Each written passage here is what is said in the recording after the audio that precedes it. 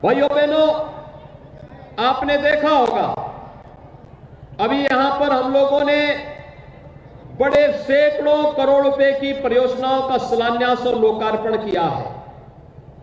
इन योजनाओं का कार्य 2017 के पहले भी हो सकता था, लेकिन पहले विकास के लिए पैसा नहीं था। पहले जनता के विकास के लिए आने वाले पैसे को चंद लोग हड़प जाते थे और परिणाम होता था कि एक गरीब टुकटुकी लगा करके देखता रह जाता था। भाइयों बहनों, आपने देखा होगा पिछले 2-3 दिनों से लगातार समाजवादी पार्टी से जुड़े हुए एक व्यक्ति ने जो कहता था, कभी समाजवादी इत्र की बात करता था, तब हमारे प्रदेश अध्यक्ष जी ने कहा था ये समाजवादी इत्र नहीं, समाजवादी बदबू है जो गरीबों की बददुआ को लेकर के प्रदेश के अंदर फैलाया जा रहा है। ये गरीबों की आह का प्रतीक है। किसी गरीब को मकान से, किसी गरीब को अन्न से, किसी गरीब को शासन के अन्य योजनाओं से वंचित करके जो पैसा इन्होंने लूट करके रखा था, आज दीवालों से कैसे निकल रहा है, इसका प्रमाण आज आप देख रहे होंगे कि कल 257 करोड़ रुपए और कई किलो सोना और चांदी निकला।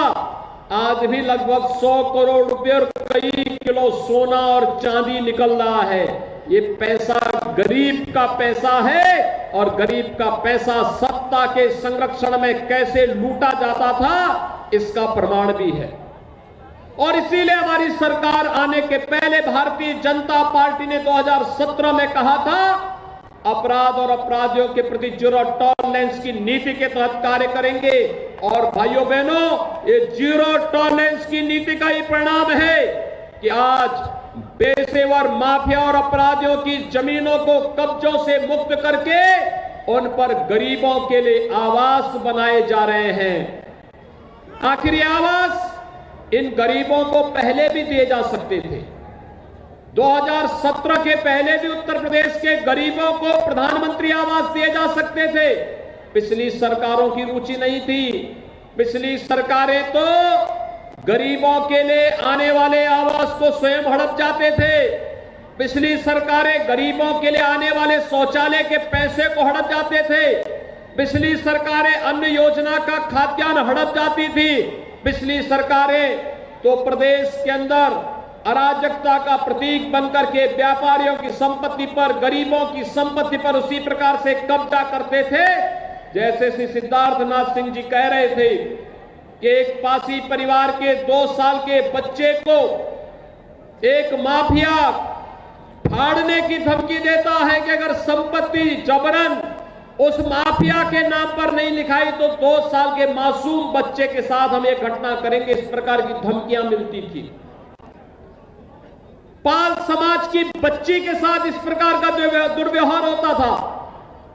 या फिर यहां के किसी व्यापारी का अपहरण करके उस व्यापारी की संपत्ति पर कब्जा कर दिया जाता था।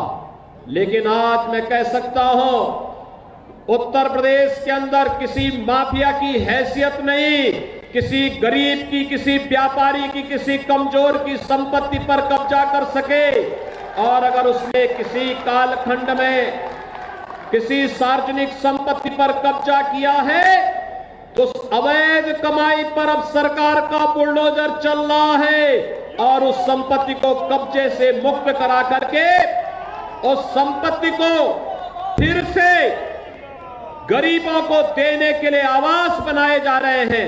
उस संपत्ति पर फिर से गरीबों के लिए आवास बनाने के लिए एक बड़ी कार्य योजना के साथ सरकार कार्य कर रही है।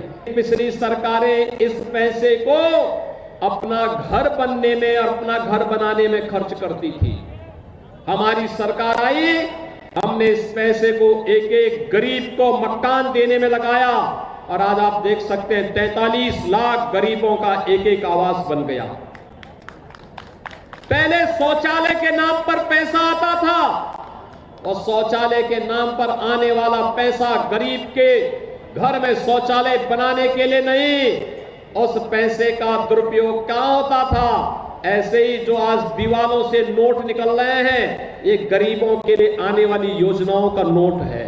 जिनके पास अपना आवास नहीं होगा, सरकार उनके साथ मिलकर के सस्ता आवास उन्हें उपलब्ध कराने की व्यवस्था करेगी। अब यह नारा नहीं चलेगा जो पहले सपा की सरकार में चलती थी कि जो जमीन खाली है वह जमीन हमारी है, जो नारे पहले चलते थे।